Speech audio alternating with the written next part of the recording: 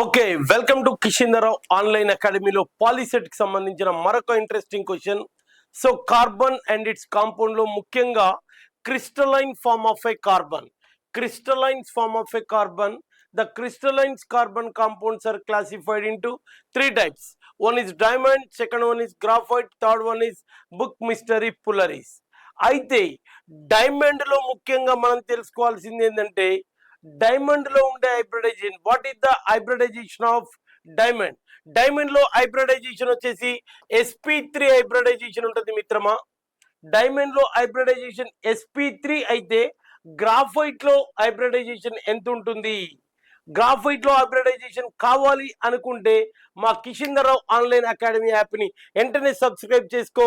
Refractive index తెలుస్తుంది మరియు hybridisation తెలుస్తుంది మిత్రమా. Thank you.